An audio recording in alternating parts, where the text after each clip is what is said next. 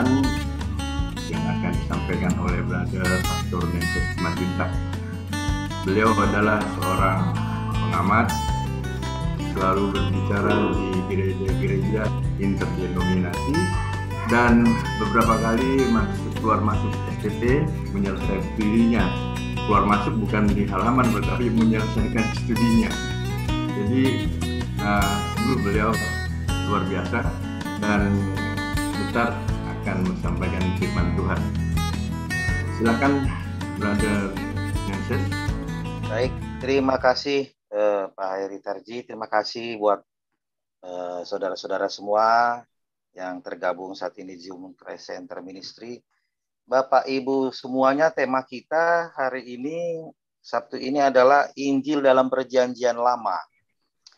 Sebelumnya ada sedikit wacana yang pernah kita mungkin dengar di dalam diskusi-diskusi atau pemahaman di gereja atau di kebaktian atau di sekolah Alkitab atau di seminari, ya, bahwa kalau dalam zaman Perjanjian Lama manusia dihakimi itu menurut apa ya? Karena kan Injil belum ada, tuh Kristus belum ada.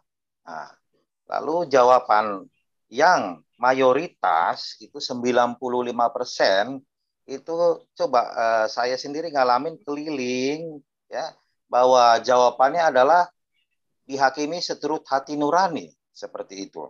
Lalu ada yang dikatakan dikuatkan lagi di kitab Perjanjian Baru, lalu mereka dihakimi dengan hati nurani mereka, seperti itu.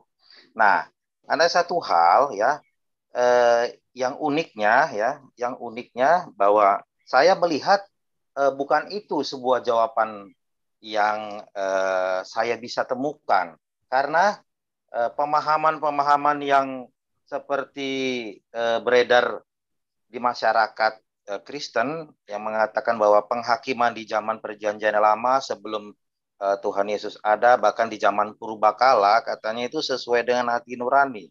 Nah, sekali lagi saya katakan bahwa ketika saya coba pelan-pelan belajar, saya tidak temukan itu dalam kenyataannya, dalam realitasnya, bahwa ternyata saya melihat juga ada pertentangan-pertentangan. Karena ketika saya menemukan jawaban bahwa dalam kitab Kejadian 1, ya, artinya ketika mulai masa Adam dan Hawa masuk ke dalam perbuatan pelanggaran, ya, dikatakan dosa, maka saya bisa atau kita bisa nemukan, ya, bahwa ketika Adam dan Hawa coba menutupi tubuhnya dengan daun-daunan, ya, ketika dalam unsur-unsur teologi, ya, daun-daunan dari usaha manusia itu kan memang gambaran atau simbol dari usaha manusia untuk menutupi aib mereka, aib Adam dan Hawa sendiri. Lalu kan sudah jelas bahwa di dalam kitab Kejadian 2 juga, Kejadian 3 ayat 21 itu, bahwa Allah itu menyembelih seekor binatang, lalu menyematkan kulitnya kepada manusia itu untuk pakaian mereka, untuk menutupi rasa malu mereka. Nah, lalu ketika kita udah menemukan seperti itu, saya temukan seperti itu, lalu ada pula yang mengatakan, nah ini uniknya ini di kaum kita, ya, uniknya di kaum kalangan Kristen ini, ada banyak sekali aliran. Nah, dikatakan bahwa Adam dan Hawa bukan manusia pertama. Muncul lagi perdebatan. Adam dan Hawa bukan manusia pertama. Iya, manusia pertama itu ada. Nah, lalu Adam dan Hawa manusia yang pertama kali, memang, tapi pertama kali dalam arti yang dihembuskan nafas oleh Allah. Waduh, kalau saya seperti itu, saya tidak mau berurusan hal-hal debat seperti itu. Tetapi yang saya lihat adalah, coba saudara, kita lihat Kejadian 3 ayat 21. Dalam kitab Kejadian 2 ayat Kejadian 3 ayat 21, ya, dan Tuhan membuat pakaian dari kulit binatang untuk manusia itu dan untuk istrinya itu, lalu mengenakannya kepada mereka. Nah, tanpa kita mau perpanjang perdebatan atau perselisihan pendapat yang ada di kalangan Kristen itu, ya, coba kita melihat secara real di Alkitab yang tertulis, lalu kita kan bisa angkat pelan-pelan secara sederhana bahwa Ternyata Tuhan sendiri ya dikatakan membuat kulit dari kulit binatang untuk manusia tersebut. Lalu kita mulai lihat apakah binatang yang disembelih oleh Tuhan untuk disematkan pakaiannya. Nah, di sini tidak dikatakan binatang itu adalah domba. Namun, ya, sesuai dengan aturan yang dikatakan aturan eksegese atau aturan ilmu tafsir, kita secara simpel ya bahwa kita bisa coba pelajari kalau kita belum menemukan makna yang kita cari ya, makna sebenarnya. Nah, perlu diingatkan jangan coba-coba kita memasukkan ya apa yang di pikiran kita ke ayat Alkitab tadi. Itu jadinya sudah berubah eise ya, eise gese, memasukkan yang di kepala ke tulisan Alkitab ya. Namun kita mau coba eksegese, yaitu salah satu langkahnya adalah coba kita cari bantuan melihat yaitu ayat-ayat yang kemudian ayat-ayat selanjutnya, pasal selanjutnya, dan itu biasanya Alkitab menuntun atau kita dituntun oleh Alkitab menemukan makna-makna ayat sebelumnya dari ayat atau pasal sesudahnya yang sedang kita cari maknanya. Nah, kita melihat Kejadian 4. Baik, kita buka Kejadian 4 ayat 3 dan 4. Nah, setelah beberapa waktu lamanya, ya kan, dikatakan ya, maka Kain mempersembahkan sebagian dari hasil tanah, ya kan, kepada Tuhan sebagai korban persembahan. Nah, lalu lihat ayat 4-nya, Saudara. Habel juga mempersembahkan, ya, ayat 4 ya, Saudaraku. Habel juga mempersembahkan korban persembahan dari anak sulung kambing dombanya. Nah, yakni lemak-lemaknya. Maka Tuhan mengindahkan Habel dan korban persembahannya itu. Baik. Nah, dari sini, dari pasal yang 4 ini, kita terbantu. Kita dibantu untuk menemukan ya eksegesinya atau makna sesungguhnya yang kita cari tadi, binatang itu apa sih? Nah, ternyata secara historikal juga kita lihat bahwa kita melihat sejarah bahwa sejarah yang terjadi ketika Tuhan menciptakan Adam dan Hawa, lalu Tuhan dalam teologi, konsep teologinya kita melihat selalu dalam mulai kitab Kejadian Keluaran, Tuhan pakai cara yaitu Tuhan bercerita kepada yang pertama kali dia ceritakan, lalu Tuhan perintahkan, ceritakanlah kembali kepada anak dan cucumu. Terutama nanti kalau kita belajar di kitab Keluaran, perkatakanlah kepada anakmu setiap petang dan menjelang mereka tidur. Jadi kebiasaan pada zaman perjanjian lama sudah dimulai bahwa apa yang diperintahkan Tuhan sejak dari Adam dan Hawa turun-temurun itu diberitakan kepada anak-anak mereka beritakan lagi kepada anaknya mereka, dan itu diceritakan pada petang hari dan ketika mereka mau tidur. Ya, ketika mau tidur. Sekalipun ada juga banyak ya yang tercampur oleh mitos-mitos, terutama di orang Yahudi, itu mitos-mitos itu sangat banyak sekali. Karena orang Yahudi sangat gemar dengan hal-hal yang mitos. Kalau kita lihat sejarah, tanpa menuduh orang Yahudi bahwa benar-benar kalau kita lihat sejarah ataupun apa dikatakan museum tentang Alkitab, museum tentang Yahudi, orang-orang Yahudi itu punya kebiasaan mereka menceritakan mitos atau juga mereka menceritakan dari nenek moyang mereka, dari cerita-cerita para nabi turun-temurun. Sudah. Nah, di sini kita lihat bahwa ternyata dombalah yang dipersembahkan atau disembelih oleh Tuhan ya, dan kain apa namanya kulitnya itu disematkan kepada Adam dan Hawa. Dan Adam dan Hawa sesuai dengan sejarah atau historikal kebiasaan ya yang sudah diajarkan oleh Tuhan, Adam dan Hawa mengajarkan kepada Kain dan Habel. Adam dan Hawa mengajarkan kepada Kain dan Habel tentang sejarah mereka sebagai orang tuanya ketika mereka mendapat malu, ketika mereka melanggar apa yang ya dititahkan Tuhan, jangan makan, jangan menyentuh dan jangan makan buah pengetahuan baik dan jahat. Ya. Nah, setelah itu ya Kain dan Habel sudah mendengar itu semua. Lalu masuklah kita ke dalam kitab Kejadian 4 tadi, makanya dikatakan Kejadian 4 ayat 3. Setelah beberapa waktu lamanya, nah, setelah beberapa waktu lamanya ini ya di sini mengisyaratkan dan memberitahukan bahwa sudah ada perjalanan hidup atau rentan waktu di mana Adam dan Hawa sudah mengajarkan banyak sekali kebenaran firman atau apa yang disampaikan Tuhan kepada mereka dan mereka sampaikan kepada anak mereka. Ya. Nah, dan sayangnya ya simbol dari Injil tersebut ditolak oleh Kain yang sulung. Ya. Namun diterima baik oleh Habil yang bungsu. Nanti ke depan juga kita akan bisa juga melihat bahwa di kitab Kejadian, Keluaran sampai kepada Meliaki selalu ada banyak sekali gambaran-gambaran ya yang pertama dan yang kedua. Ya, kalau di buku-buku rohani ya ada yang dikatakan the first and the second. Selalu yang the first itu adalah yang memberontak. Selalu yang the first itu adalah yang menolak hukum kebenaran Kristus atau hukum kasih karunia, hukum Injil itu. Jadi kita lihat kan, nanti kita juga bisa lihat bahwa ada Esau, ada Yakub, ada Ismail, ada Ishak, ya kan?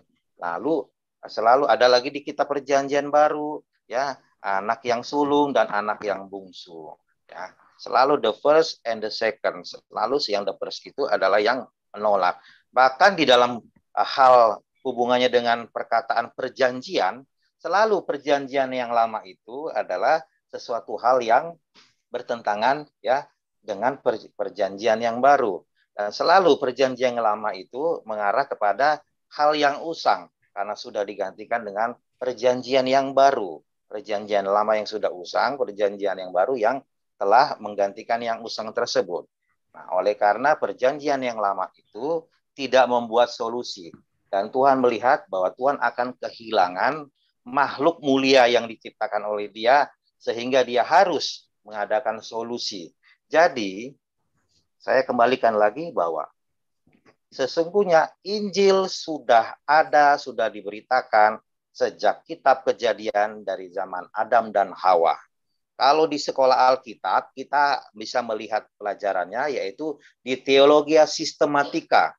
Teologia Sistematika 1, itu yang berbicara tentang manusia, ya, manusia dan Kristus. Nah, kita akan melihat bahwa ternyata Injil itu sudah merupakan ukuran mutlak sejak dari manusia pertama.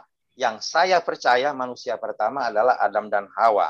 Ya, dan sejak pertama itu sudah jelas bahwa kebenaran itu ya adalah dipakai ukuran oleh Tuhan, yaitu Injil Kristus yang disimbolkan dengan domba muda yang disembelih. Baik, nah, sudah jelas saudaraku.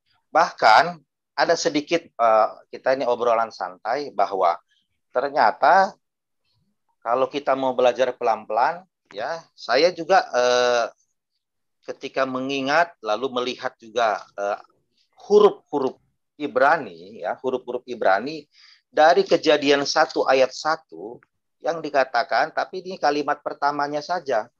Kan kalau Kejadian 1 ayat 1 kan dikatakan, pada mulanya Allah menciptakan langit dan bumi.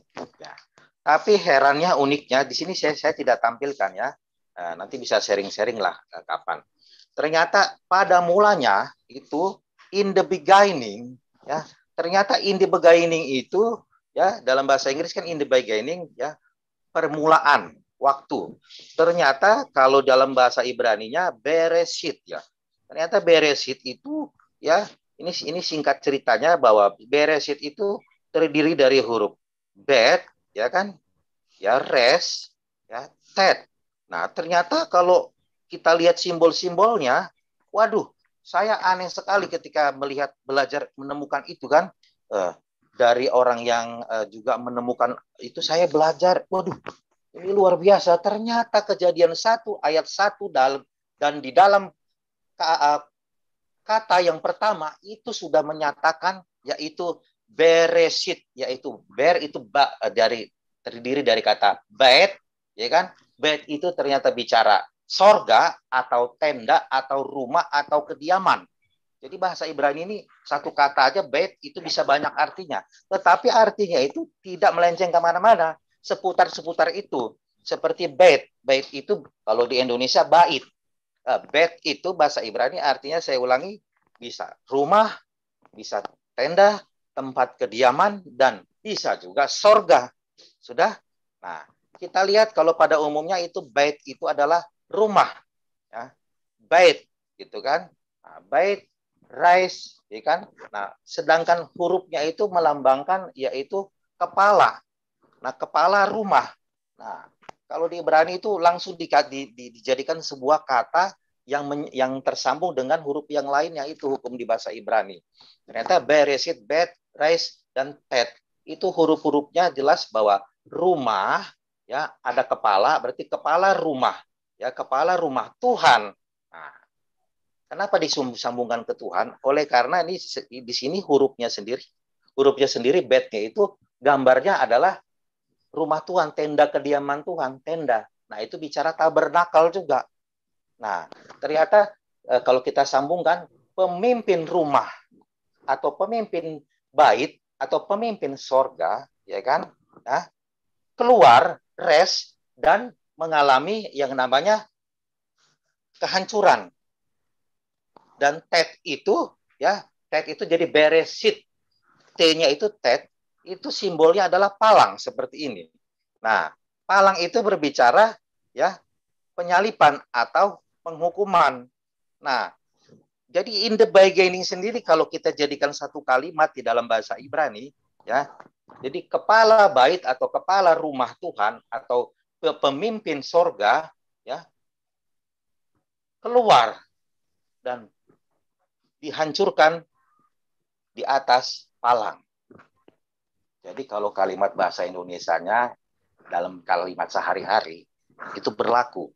Dalam bahasa Ibrani diubah menjadi kalimat bahasa sehari-hari ketika sudah ditafsirkan atau diterjemahkan dulu dalam kata tiap kata, lalu ditemukan sebuah kalimat yang tersusun rapi dan memiliki makna yang kuat. Berarti kita bisa lihat kalimatnya adalah beresit tadi adalah kepala sorga, kepala rumah Tuhan atau kepala bait atau pemimpin sorga, ya kan? Turun, ya, turun artinya turun kemana ya? Turun keluar dari sorga, turun ke bumi, oke?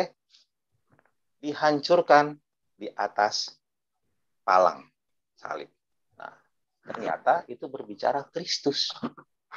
Dan saya ketika pertama kali belajar itu, wow, saya bilang ini benar-benar nggak sembarangan. Apalagi kalau saya sering dengar di full gospel ya, bahwa baca visi misi bahwa kitab Kejadian sampai Wahyu berisi Injil. Nah, saya belum paham waktu itu dulu itu ya apa. Tapi ternyata setelah lihat kata beresit ini sendiri, wah benar. Memang dari Kejadian sampai Wahyu itu isinya Kristus, menceritakan all about Christ. Jadi ternyata dari in the beginning ternyata itu permulaan dari penciptaan adalah Kristus. Ternyata permulaan dari penciptaan adalah karya Allah di dalam Kristus, yaitu apa? Penembusan, yaitu Injil. Wah, saya bilang, ternyata setelah saya mundur lagi belajar, wah, Musa kan katanya yang menulis kitab Kejadian waktu di Gunung Sinai. Oh, berarti Musa dengan ilmu pendidikan Mesirnya, di mana Mesir itu hikmatnya sangat luar biasa sekali dan paling jago sekali yang namanya bahasa-bahasa simbol atau bahasa figuratif.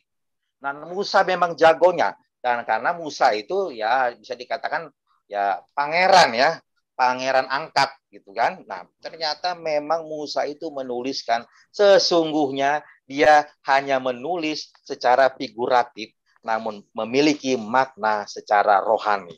Ternyata saya sudah pahami bahwa Kejadian 1 ayat 1 maksud Tuhan ketika berbicara kepada Musa di Kejadian 1 ayat 1 sampai 28 itu berbicara mengenai penciptaan permulaan yaitu adalah Kristus. Lalu ketika Kristus sudah dirancang untuk penebusan manusia, lalu ayat keduanya, ayat ketiganya Allah memisahkan air. Akhirnya kita menemukan secara, kalau orang bilang tafsir secara mesianik katanya kan. Nah, apapun itu, tapi saya menemukan memang seakan-akan tafsirnya itu seperti tafsir mesianik.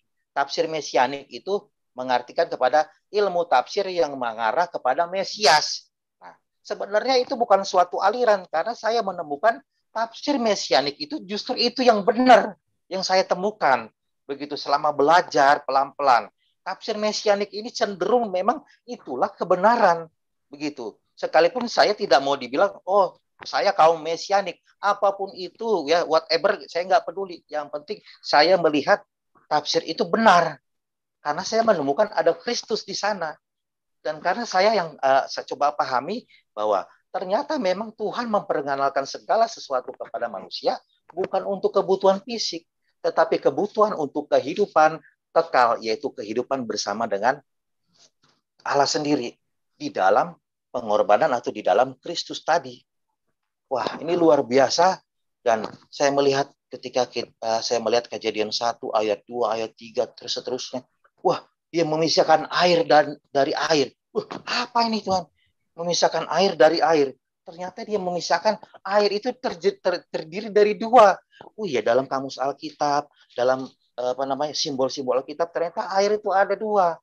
Air yang melambangkan maut dengan air yang melambangkan kehidupan. Karena banyak sekali kata-kata air di Alkitab, ternyata artinya selalu dua. Maut dan kehidupan. Air hidup, misalnya, itu melambangkan Kristus. Tapi kalau air laut, atau air bah, atau air yang dalam jumlah besar, itu berbicara maut. Saya lihat lagi contohnya, salah satunya. Ketika, ini tafsir ya, secara eksegesis. Ini kita coba gali. Wah, ketika Yesus ada di Danau Galilea bersama murid-muridnya, lalu kapalnya itu kemasukan air ya, lalu Tuhan itu berjalan di atas air.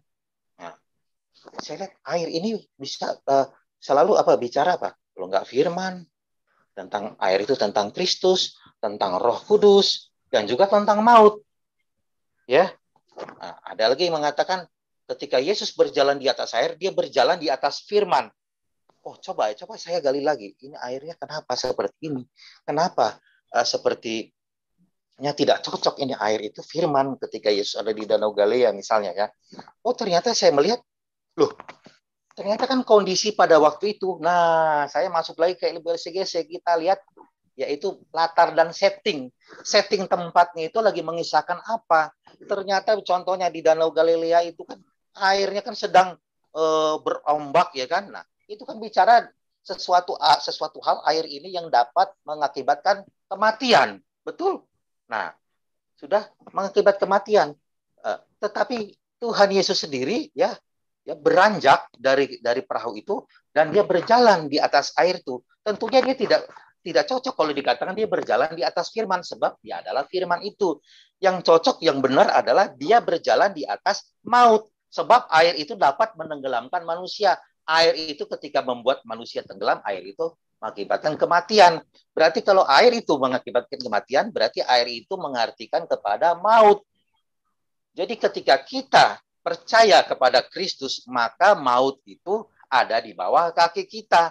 Dan kita bisa berjalan di atas maut. Sebab maut itu di bawah kita.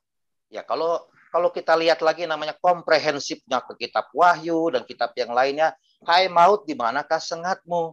Ya kan? Nah, lalu ular itu juga melambangkan maut. Lalu kalau kitab Kejadian dikatakan waktu penghukuman atau kutuk yang dibilang kepada Hawa ya dari Tuhan, dibilang bahwa dan keturunanmu akan menginjak ular itu. Ular itu berbicara maut dan kita akan menginjak maut, bahwa maut itu di bawah kaki kita.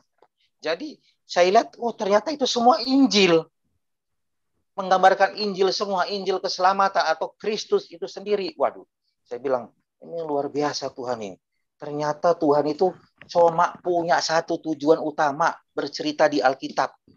Aku penebus, aku adalah Kristus, aku adalah penebus, aku adalah Kristus, aku adalah air hidup, aku adalah yang membersihkan engkau, aku adalah penyelamat, aku adalah orang pribadi yang membawa engkau dari maut kepada kekekalan. Wah, ternyata dari situlah saya udah mulai bahwa saya ini tidak boleh melihat Alkitab, ya, terutama Perjanjian Lama. Saya tidak lagi boleh melihat Alkitab Perjanjian Lama itu hanya sebagai cerita sejarah atau berisi untuk kebutuhan-kebutuhan fisik saya. Wah, benar. Ternyata Tuhan bukan tidak peduli terhadap kebutuhan fisik kita. Tetapi Tuhan punya agenda bukan kebutuhan fisik kita yang utama. Sebab kan Tuhan sudah kasih tahu ke kita bahwa kebutuhan atau kehidupan fisik kita ini sementara. Tetapi kehidupan roh kita itu yang kekal. Kalau kita sudah memiliki Kristus, maka kita memiliki kehidupan kekal itu, yaitu apa? Punya komunikasi atau bersatu kembali dengan roh Allah itu sendiri. Ya, seperti itu. Jadi makanya kalau kita sambungkan kepada kematian dan kebangkitan Kristus, itu menghasilkan kepada, yaitu kita mengalami kebangkitan di mana Kristus mengalami kebangkitan itu. Maka kita terhisop di dalam kebangkitannya. Jadi kita yang sudah tidak bernyawa sebenarnya, itu dijadikan bernyawa oleh karena kita nyawanya adalah nyawa Kristus, bukan nyawa kita lagi. Makanya dikatakan, disambungkan lagi nanti kan, bahwa ternyata orang yang mati itu datang mempersembahkan persembahan domba. Ketika domba itu digorok, keluar darahnya, maka orang yang tadi mempersembahkan domba itu dinyatakan dia hidup kembali. Itu ternyata hukum di tabernakel. Maka dari itu dia hidup kembali dan dia pergi tanpa ada kutuk. Dan Tuhan menyertai dia. Itu di Perjanjian Lama. Sekalipun di Perjanjian Baru dikatakan Yesus bersama-sama atau Tuhan bersama-sama dengan orang itu. Ya, itu atau disebut manunggal. Bahwa kita di dalam dia dan dia di dalam kita. Dan kalau di dalam Perjanjian Lama digambarkan bahwa ketika orang sudah mempersamakan persembahan domba, maka orang itu disertai Tuhan. Ya. Sekalipun ya memang di kitab Perjanjian Lama Tuhan selalu menunjukkan, banyak menunjukkan ya penyertaannya kepada manusia itu berupa berkat-berkat jasmani. Yaitu contohnya apa namanya? Sukses, kaya, seperti itu ya. Namun hal yang utama terus tetap Tuhan beritakan bahwa hal yang utama adalah tidak terpisah dengan Tuhan. Baik. Demikian saudara, yang pertama tadi Kejadian 3 dan Kejadian 4. Baik. Lalu selanjutnya, saudaraku, kita coba melihat dari Kejadian 9. Ya, Kejadian 9 ayat 12 ya, cerita tentang air bah di zaman Nuh. Nah, lalu kita akan baca Kejadian 9 ya. Kejadian 9 ayat yang 12 sampai 14. Dan Allah berfirman, inilah tanda perjanjian yang kuadakan antara aku dan kamu serta segala makhluk yang hidup yang bersama-sama dengan kamu turun-temurun untuk selama-lamanya. Busurku kutaruh di awan supaya itu menjadi tanda perjanjian antara aku dan bumi. Apabila kemudian kudatangkan awan di atas bumi dan busur itu tampak di awan. Nah, saudaraku, nah ini juga kita harus ya mengesampingkan lagi ya berbicara hal-hal penghukuman untuk bumi ini. Ya, ternyata itu salah kaprah ya. Bagi kita orang Kristen itu salah kaprah. Nanti Tuhan akan menghukum bumi ini, menghancurkan bumi ini ya dengan belerang, ditambahin lagi dengan air bah lagi lah. Jelas itu sudah bertentangan dengan kitab Kejadian 9 ini. Lihat ya, dan zaman Nuh, zaman Sodom dan Gomora ya, belerang segala macam itu tidak akan terulang lagi sampai kapanpun bumi ini. Karena bumi ini kan dikatakan lagi kalau kita baca selanjutnya akan begini tetap selama-lamanya. Artinya bahwa kita tidak lagi punya konsep pemikiran bahwa ini akan kiamat, hancur lebur gitu. Tidak. Coba kita lihat lagi kembali tadi bahwa Kejadian 9 ayat 12 tadi. Kita coba baca ayat, kita lihat ayat 12-nya. Dan Allah berfirman, inilah tanda perjanjian yang kuadakan antara aku dan kamu serta segala makhluk hidup yang bersama-sama dengan kamu turun-temurun untuk selama-lamanya. Kan ada di bahasa Inggris sehari-harinya, kan, all the time, for the all the time. Jadi untuk segala sesuatu waktu. Berarti gitu. Kalau kita mengartikan bahwa ini untuk selama-lamanya. Dan ternyata saudaraku, ya, kalau kita lihat tafsir secara eksegesinya, di sini kan cerita tentang Nuh ini menggambarkan Injil. Kenapa dikatakan menggambarkan Injil? Karena ini bicara tentang perjanjian Allah dan Nuh. Lihat, pasal 9 itu judulnya Perjanjian Allah dengan Nuh.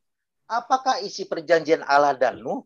Kita lihat satu-satu ayatnya itu, bahwa perjanjiannya adalah Allah tidak menghukum lagi turun-temurun untuk selama-lamanya.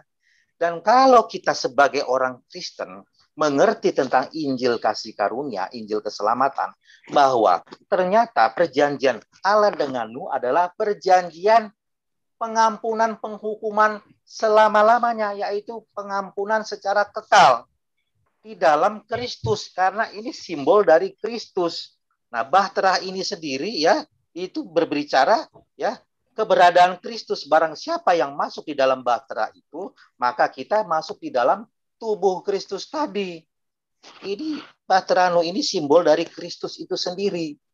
Sudah, di mana ketika semua yang masuk ke dalam bahtera itu, maka orang-orang atau hewan yang masuk ke dalam bahtera itu tidak terkena yang namanya air bah.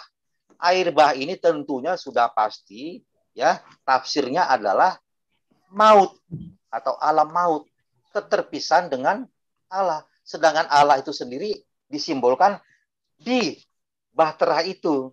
Jadi barang siapa yang percaya kepada Kristus yang sudah diberitakan sejak zaman Adam dan Hawa sampai kepada Nuh, karena Nuh itu bisa kita lihat kan, Nuh itu keturunan siapa? Ya, itu keturunan dari Set, keturunan orang-orang percaya. Percaya apa? Percaya kepada Kristus tadi yang di awal mulanya sudah disimbolkan dengan domba yang disembelih. Sudah. Jangan sampai terkecoh bahwa cerita sejak dari zaman dulu, dari kita kecil, bahwa orang-orang yang tidak diselamatkan dan tidak mau masuk ke bahtera Nuh adalah orang-orang jahat secara sifat. Bukan itu yang dimaksud Tuhan. Mereka memang orang-orang jahat. Dan kejahatan mereka yang membuat Tuhan itu sudah habis kesabaran adalah kejahatan mereka apa? Adalah mereka menghujat, mencemooh anugerah Tuhan itu yang ada disimbolkan di dalam domba tadi yang disembelih. Makanya orang-orang tersebut tidak ada satupun yang percaya kepada korban persembahan domba. Makanya orang-orang tersebut ya ditelan oleh air bah atau ditelan oleh alam maut tadi. Nah, sudah jelas bahwa Injil itu sudah jelas diceritakan di dalam kisah Nuh. Dan tidak ada lagi kita salah kaprah.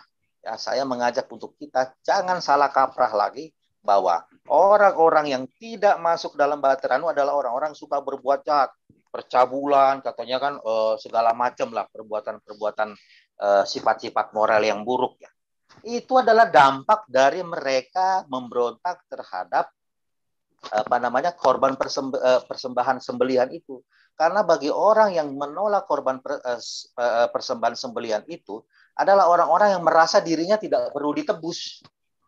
Sehingga mereka ya dalam sifat alamiah kedagingannya, alamiah dagingnya semakin menggila perbuatan pelanggaran moralnya. Karena apa? Karena mereka menutup diri mereka dari pengenalan akan Allah sendiri. Di mana pengenalan akan Allah itu ada di dalam cerita atau pemahaman korban persembahan itu atau korban sembelihan itu. Sudah. Baik. Nah, kita lihat ayat 13. Busurku kutaruh di awan supaya itu menjadi tanda perjanjian antara aku dan bumi. Busur itu ya ditaruh Tuhan di awan supaya semua orang mengingat sampai sekarang. Kalau ada hujan, biasa muncul pelangi, ya, muncullah pelangi. Busur yang kutaruh di awan itu, kisahnya di Nuh itu adalah pelangi. Secara nyata, secara fisik itu pelangi disimbolkan Tuhan. Dan pelangi itu, ya, kalau kita eksegese lagi, pelangi itu adalah simbol dari Kristus, dari Injil tersebut. Jadi ketika kita mempunyai kesalahan perbuatan sekalipun, ya, maka Tuhan mengingatkan kita ada yang namanya busurnya, yaitu ada yang namanya pelanginya. Dan pelangi itu adalah simbol dari Kristus itu sendiri. Jadi Kristus merupakan tanda peringatan bagi kita dan Allah bahwa kita sudah diperdamaikan oleh Allah sendiri. Dan Tuhan Allah sendiri yang membuat peringatan itu kepada kita bahwa kita sudah diampuni, bahwa kita sudah diampuni untuk selama-lamanya, dan bahwa penghukuman itu sudah tidak berlaku lagi bagi kita selama-lamanya. Penghukuman yang paling menakutkan bagi kita adalah keterpisahan dengan Allah kita. Oke. Nah, ayat 14, Saudara. Apabila kemudian datangkan awan di atas bumi dan busur itu tampak di awan. Nah, ini cerita ayat 14 ketika kita coba pelajari, ya. Ketika Tuhan mendatangkan awan, nah kebiasaan di langit, ya, dan cara Tuhan ketika mau terjadinya sebuah gempa atau gemuruh di langit, ya, bahkan ketika mau terjadi hujan yang tidak henti-hentinya zaman air bah, itu Tuhan mendatangkan awan dulu. Nah, ini bicara awan itu selalu bicara awan hitam. Awan itu berbicara, ya, awan hitam, sudah. Dan juga Tuhan berikan awan tembaga, awan berwarna tembaga. Itu simbol dari, ya, simbol dari maut dan murka. Kalau awan tembaga itu simbol dari murka, awan hitam itu simbol dari kegelapan atau maut, di mana di sana tidak ada kebenaran Allah sendiri, dan di mana di sana Roh Allah tidak mau berdiam di sana. Oke.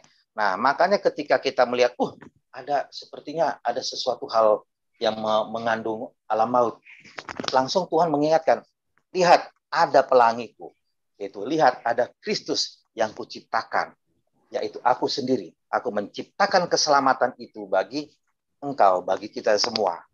Jadi dari dua hal ini kita dapat simpulkan bahwa kita adalah orang-orang bahagia dan orang-orang terbahagia. Benar ya? Kan selalu orang-orang terbahagia, ya kan? Nah, ternyata orang-orang terbahagia itu adalah kita, karena kita diampuni dan Tuhan memberikan sebuah tanda, yaitu bahwa kita sudah diampuni dan tidak lagi bisa masuk ke dalam alam maut oleh karena segala sesuatu yang kita perbuat. Lain hal kalau terjadinya, ya, satu pemberontakan di dalam kita yang membawa kita kembali kepada maut. Itu atas pilihan kita. Makanya nanti bisa disambungkan, bisa nanti kita lihat, kalau langsung kita lompat ke perjanjian baru, kan ada yang unik tuh, ya. Ada dosa yang mendatangkan maut dan ada dosa yang tidak mendatangkan maut. Nah, seperti itu kan, nanti kita bisa bahas belakangan. Baik, langsung lanjut, saudaraku. Kita lihat Keluaran 17 ya, ayat 6. Ketika aku akan berdiri di sana, oke, di sana di depanmu, maaf ya ini ketutupan ya. Keluaran 17 ayat 6.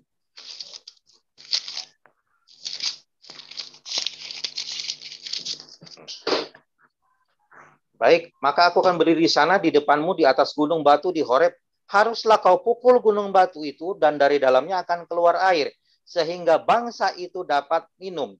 Demikianlah diperbuat Musa di depan mata tua-tua Israel. Nah, sekali lagi saya katakan bahwa dalam mengeksegesi atau hermeneutika kita lihat bahwa kejadian dalam cerita Musa, ya, itu berisi simbol-simbol yang digenapi di dalam kitab Perjanjian Baru, ya. Dan artinya bahwa simbol-simbol itu di dalam kisah kitab Keluaran perjalanan Musa menuju membawa bangsa Israel menuju tanah Kanaan, ya, itu realitanya akan kita dapati di dalam zaman perjanjian baru, ya.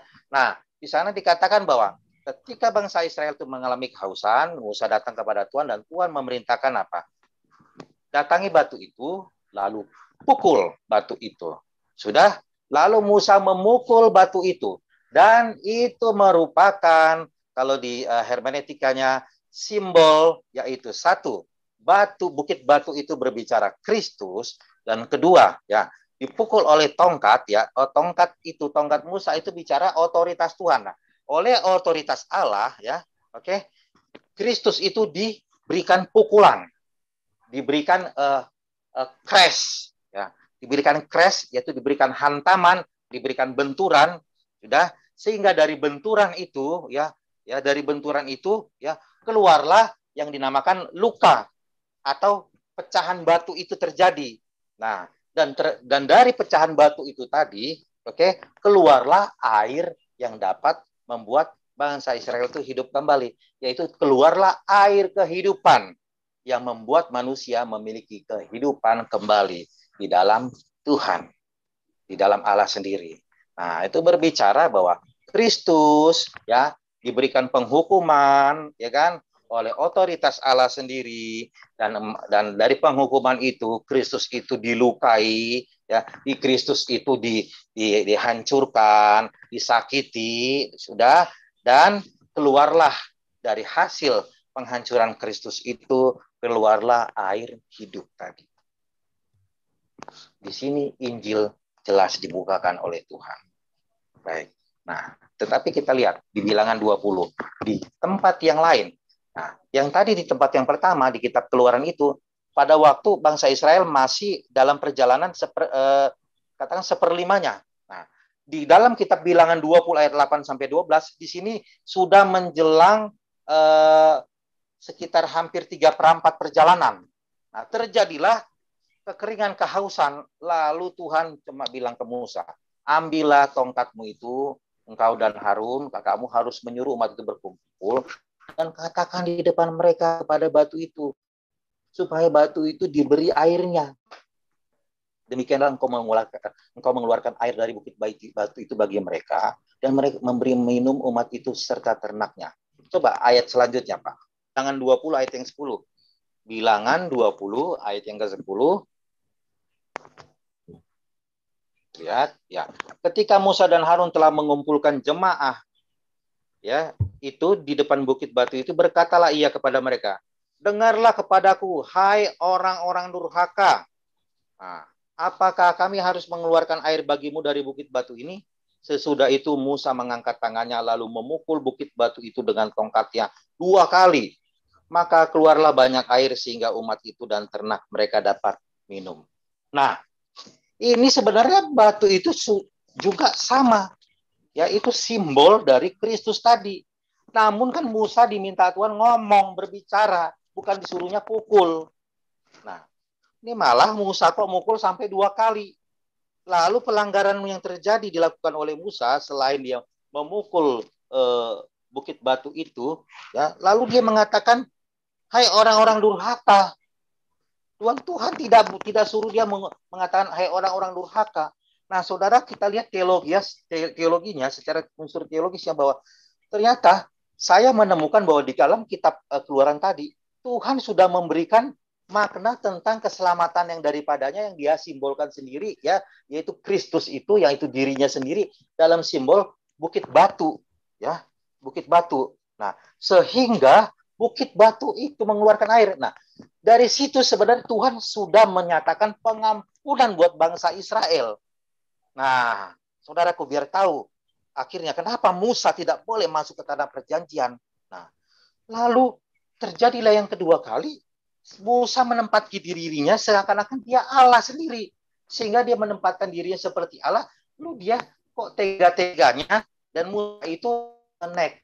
Bahkan dengan egonya dan amarahnya, dia menghukum bangsa Israel itu sendiri dengan mengatakan, hai orang-orang durhaka. Dan lalu perbuatan yang sangat menyakitkan Tuhan, dia pukul batu itu sampai 2 kali. Dan apa yang terjadi, saudara? Jelas itu pelanggaran. Lihat ayat 12. Tetapi Tuhan berfirman kepada Musa dan Harun, kamu tidak percaya kepadaku dan tidak menghormati kekudusanku di depan mata orang Israel. Apa maksudnya? Tuhan itu merasa tidak dihormati kekudusannya oleh perkataan Musa. Kekudusan Tuhan itu berbicara ternyata Dia Allah yang kudus, ya, yang sudah memberikan pengudusan kepada bangsa Israel. Ketika bangsa Israel sudah diajarkan melalui Musa persembahkan domba. Lalu kedua, yaitu bercerita dari cerita batu karang. Dan secara historikal ternyata kita lihat bahwa batu karang itu sudah diberikan cerita oleh Tuhan kepada Musa. Bahwa batu karang itu adalah aku. Makanya Musa percaya kepada Tuhan. Lalu sayangnya Musa malah merusak citra Tuhan tadi, yaitu bicara kekudusannya, itu bicara Kristusnya. Diri dia itu, Sang Kristus itu dilanggar oleh Musa. Jadi itu membuat Tuhan berduka. Dan ini nggak sembarangan, saudara. Musa yang kita lihat berjuang, capek banget, stres, ya kan? Tetapi kok sepertinya orang Kristen nggak merasakan kenapa sampai Tuhan bisa marahnya nggak boleh Musa masuk ke tanah Kanaan. Ternyata itu, saudaraku, bicara mengenai kebenaran Kristus itu bukan hal yang sepele bagi Tuhan Allah kita. Nggak sepele bagi Tuhan. Sebab Dia sedang menceritakan karya perbuatan emasnya itu yang terbaik. Itulah yang membuat Musa diberikan ganjaran. Tidak boleh masuk ke dalam tanah perjanjian secara fisik. Sekalipun Musa ketika matinya, ya, tidak didapati mayatnya. Sekalipun Musa tidak didapati baju atau apapun, ya, robekan bajunya pun tidak ada. Oke, nah disitulah memang Musa tetap dihargai oleh Tuhan. Bahwa Musa dihargai oleh Tuhan, dia tidak mati dikubur, tapi dia dilenyapkan Tuhan, diraibkan Tuhan, yaitu dibawa Tuhan ke dalam dimensi penyatuan dengan Dia. Oke. Sekalipun itu terjadinya ketika nanti Kristus mengalami kebangkitan, maka terjadilah orang yang mati di dalam perjanjian lama dan sebelum-sebelumnya mengalami penyatuan di dalam Kristus sebagai tubuhnya. Baik. Saudara, kita lihat lagi. Oke, waktunya tinggal 15 menit lagi. Kita lihat lagi, saudaraku, bilangan 21 ya, kita lanjut aja langsung bilangan 21 ayat 4. Bilangan 21 ayat 4, saudara. Nah, setelah mereka berangkat dari Gunung Hor berjalan ke arah Laut Teberau untuk mengelilingi tanah Edom, maka bangsa itu tidak dapat lagi menahan hati di tengah jalan. Ya, lalu mereka melawan Musa nih ceritanya kan. Kenapa engkau memimpin kami ke Mesir? Dan marah-marah. Lalu ayat 6-nya, Tuhan menyuruh ular-ular tedung ke antara bangsa itu yang memanggut mereka sehingga banyak dari orang Israel mati. Nah, singkat ceritanya bahwa kita lihat ya bahwa makna simbol dari ular-ular tedung itu berbicara ya, ini berbicara tafsir secara orang bilang secara rohani ya. Ini secara realita Injil yang mengarah kepada tafsir sesungguhnya ular-ular tedung itu simbol dari maut. Kenapa kok Tuhan kok menyuruh maut itu gigit mereka gitu? Karena apa? Karena bangsa Israel yang bersungut-sungut kembali menolak pengertian-pengertian Injil Kristus itu, yaitu apa? Sejak dari keluar dari tanah Mesir udah diberikan roti mana, burung puyuh, bukit batu keluar air, ya kan? Wah, masih berontak juga. Sudahlah, lihat, biar maut menyerang mereka lagi. Ya. Bisa menyerang mereka lagi? Bisa. Kita pun bisa. Kita coba keluar dari kasih karunia, ya. Maka ular tedung itu yang langsung otomatis memakan kita dengan sengat mautnya. Oke? Nah, sehingga orang Israel itu banyak yang mati. Ayat 7. Datanglah bangsa itu mendapatkan Musa. Katanya, kami telah berdosa, kami melawan Tuhan dan begini-begini. Nah, ayat 8-nya, buatlah, Tuhan bilang, buatlah ular tedung dan taruhlah itu pada sebuah tiang. Maka setiap orang yang terpagut jika ia melihat akan tetap hidup. Lalu Musa membuat, lihat, ular tembaga. Jangan salah saudara, ular tembaga, sekali lagi, tembaga itu ya simbol ya digunakan di Alkitab. Tembaga itu bahan atau warna tembaga itu berbicara ya benda-benda ya, berbicara benda atau warna simbol dari kemurkaan Tuhan. Jadi Tuhan menyuruh Musa, buat ular simbol dari kemurkaanku dan taruh di atas tiang. Dan jika seorang yang dipagut ular itu dan ia memandang kepada ular tembaga itu, maka ia tetap hidup. Dan ini pun juga jelas ya, ular tembaga itu berbicara kemurkaan Allah.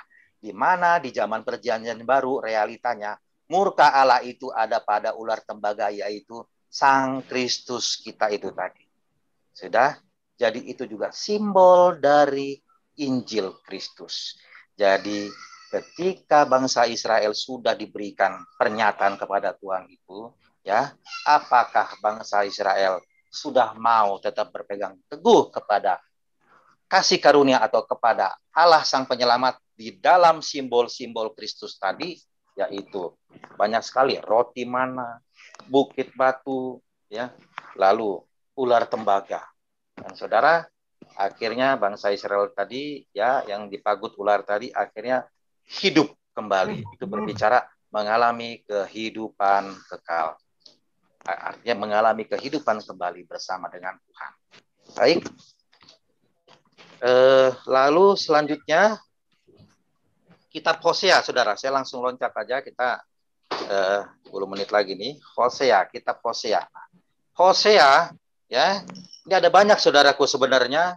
Ya, enaknya memang kalau banyak kan berbentuk seminar panjang ya, on-site. Nah, kita lihat dalam kitab Hosea, ya.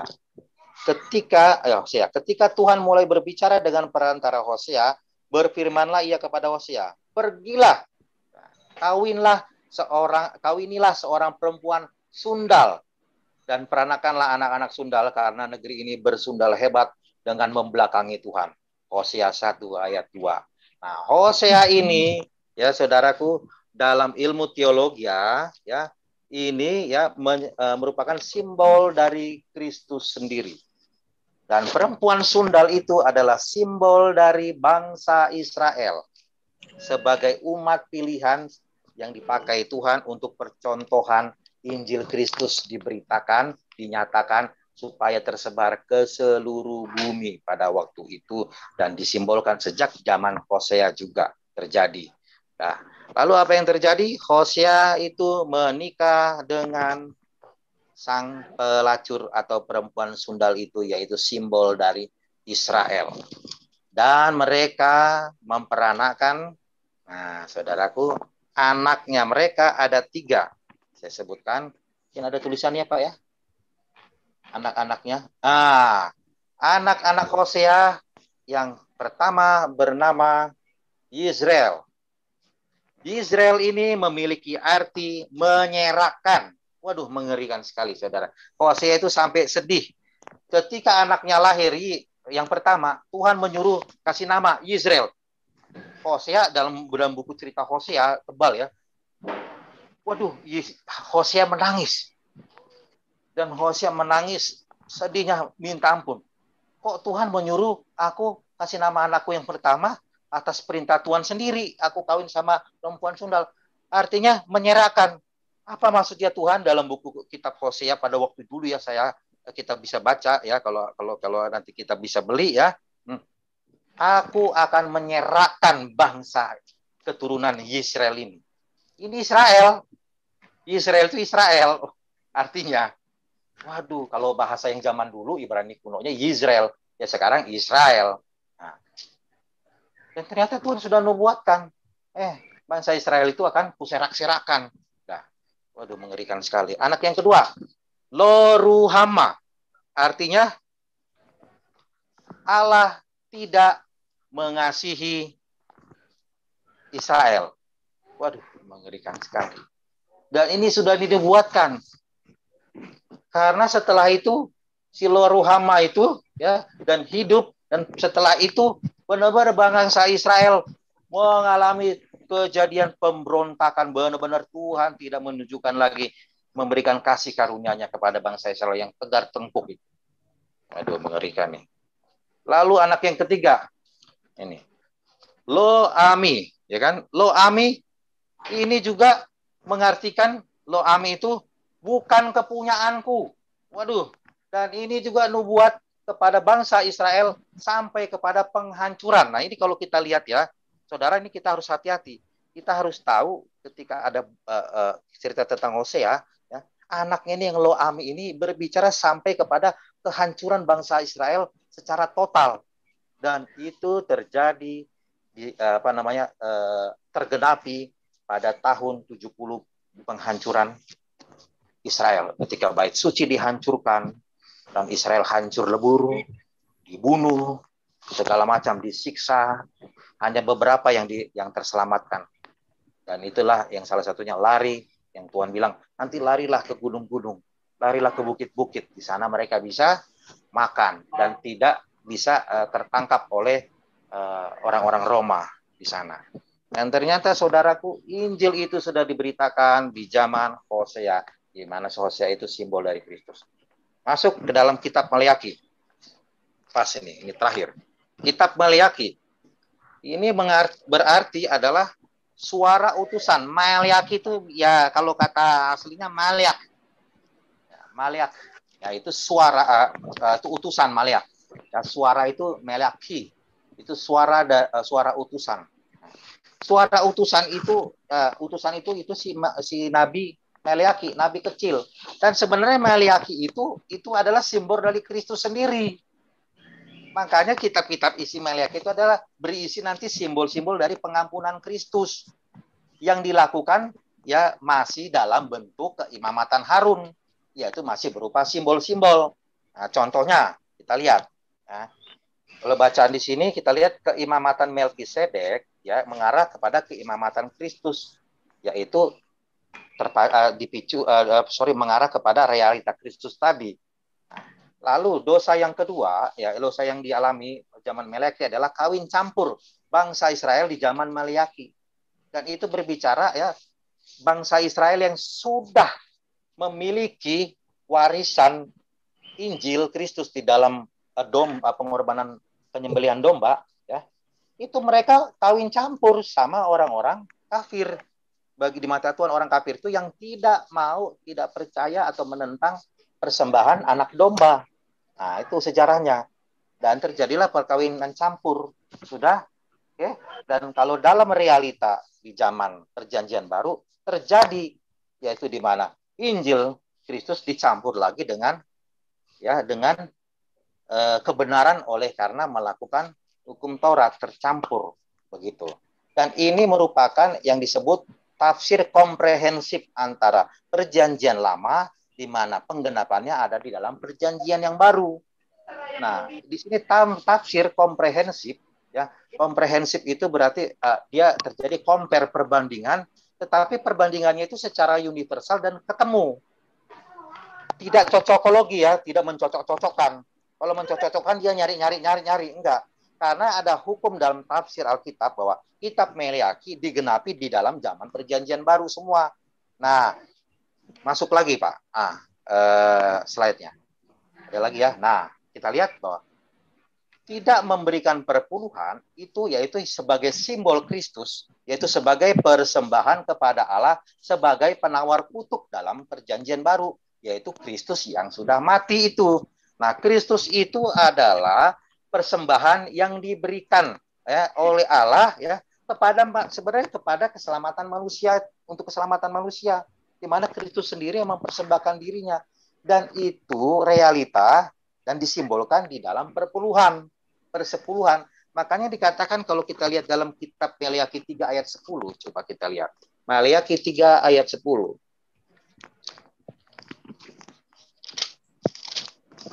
Nah, kalau Maleakhi 3 ayat 10 kan dikatakan, maaf, ayat 9 dulu. Maleakhi 3 ayat 9. Maleakhi 3 ayat 9-nya katakan bahwa kamu telah kena kutuk. Nah, ya kan? Kata Tuhan, kamu telah kena kutuk, tetapi kamu masih menipu aku. Ya, ya, kamu seluruh bangsa. Makanya Tuhan kasih tahu, dia menipunya dengan apa nih si seluruh bangsa yang diwakili oleh bangsa Israel yang memiliki warisan pertama kali Injil itu. Makanya bawalah seluruh persembahan persepuluhan itu ke dalam rumah perbendaharaan supaya ada persediaan makan di rumahku dan ujilah aku segala macam tingkap langit dicurahkan berkat ya. Dan ayat 11, aku akan mengharik bagimu belalang pelahap. Jadi bukan karena kita memberikan persepuluhan secara fisik lagi di dalam perjanjian baru, maka Tuhan menghardik bagi kita belalang pelahap. Itu berlaku ketika keimamatan Harun. Maka keimamatan Harun itu memerintahkan kita melakukannya secara simbolik.